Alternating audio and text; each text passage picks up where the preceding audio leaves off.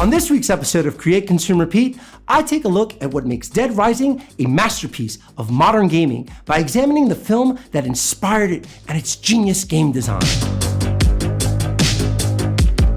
Originally released on the Xbox 360 in August of 2006 by Capcom, Dead Rising could best be described as a love letter to George Romero's classic, Dawn of the Dead, one of my favorite zombie movies. Filled to the gills with shambling zombies, angry zombies, clueless zombies, and psychopaths, Dead Rising does so much right, it spawned multiple sequels that for the most part build on its stellar game design, with Dead Rising 4 on the Xbox One being the outlier. It really shouldn't have gotten rid of the time component. But to begin to understand what makes this game so incredible, we need to first focus our attention on George Romero, the man who reinvented zombies in '68 with Night of the Living Dead, a film that left an indelible mark on cinema, pop culture, and most importantly, scared the crap out of us. Considered by many to be just another splatter horror film, it was in fact a commentary on the civil rights movement and the Vietnam War. Romero was a radical writer and director who was sharply observant and critical of society. So when he began to write his sequel, Dawn of the Dead, he would refocus his attention on society's superficial obsession with consumer culture and set the film in a mall, the pinnacle of American consumerism, or what we now know as suburban wastelands. What are they doing? Why did they come here? Some kind of instinct, memory of what they used to do.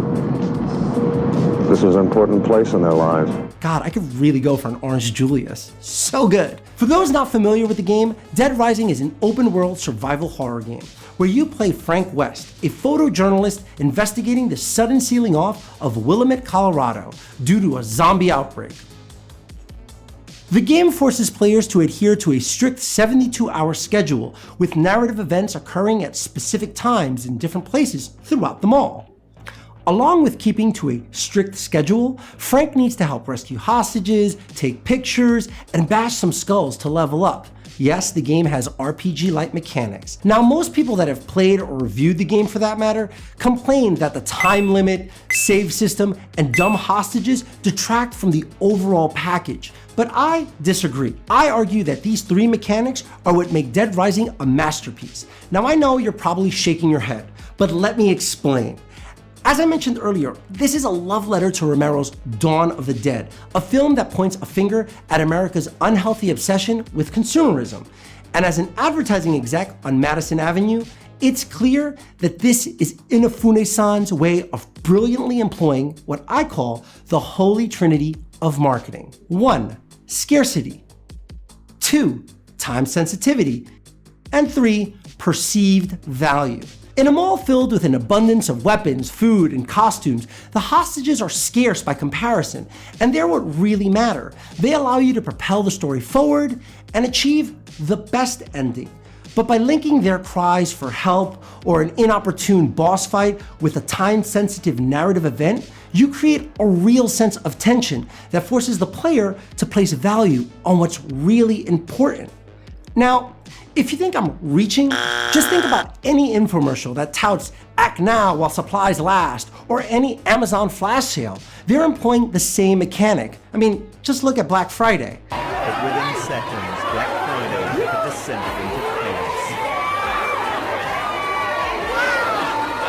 And yes, other games have employed a mixture of these mechanics, like the last levels of Metroid or Halo when you need to escape before time runs out, or strategy games that place an emphasis on balancing resources with production output. Yet, no game, in my opinion, up until this point, fused it all together to propel the subtext of the narrative, elevating what could have been another sandbox game into a masterpiece that would make Romero proud.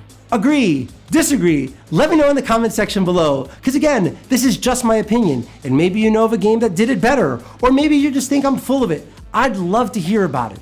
And don't forget to hit the subscribe. It's really important. And for some of you fans out there that have actually left comments in previous videos telling me that the production value of these videos is super high, thank you, thank you, thank you. It means a ton. I truly appreciate it. And hey, if you want to see the channel doing well, not only can you hit subscribe, but you can tell your friends or post it on your social channels like Twitter or Instagram or Facebook whatever you want, or better yet, add a link on Reddit. I hear it works wonders.